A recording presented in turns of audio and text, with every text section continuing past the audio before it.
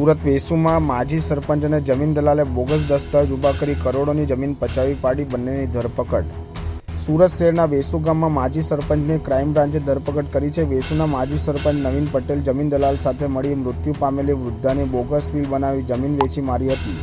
જમીન ખરીદનારની પત્ની જયશ્રી ઈટવાલાએ ક્રાઇમ બ્રાન્ચમાં ફરિયાદ આપતા પોલીસે વેસુના માજી સરપંચ નવીન છીનકા પટેલ અને જમીન દલાલ પૂના મેળની સામે ચીટિંગનો ગુનો નોંધી ધરપકડ કરી છે.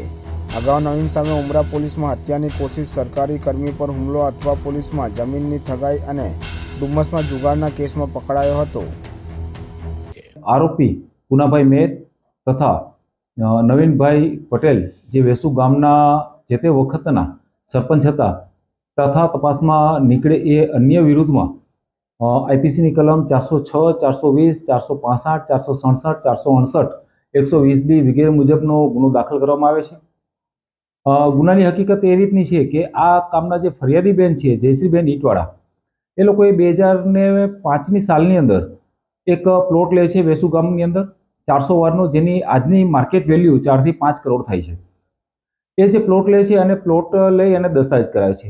જ્યારે એની પાકી એન્ટ્રી પડાવવા જાય છે સબ રજિસ્ટ્રાર ઓફિસમાં, ત્યારે સબ રજિસ્ટ્રારના ધ્યાન ઉપર આવે છે કે આની અંદર જે વીલ બનાવેલું હતું પૂનાભાઈ મેરના નામનું, એ શંકાસ્પદ જણાય છે.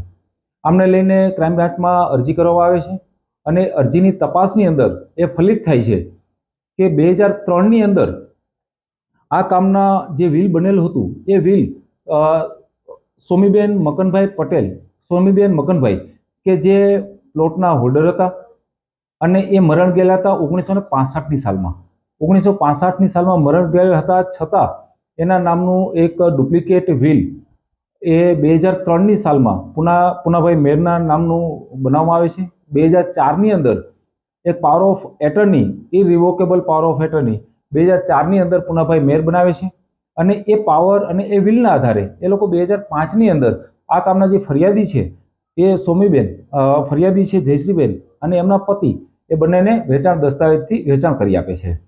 આમ 1965માં જે વ્યક્તિ મરણ ગયેલ હતી એના જ નામનું વીલ અને પાવર ઓફ એટર્ની બનાવી અને વેચવાની કોશિશ થયેલી હતી.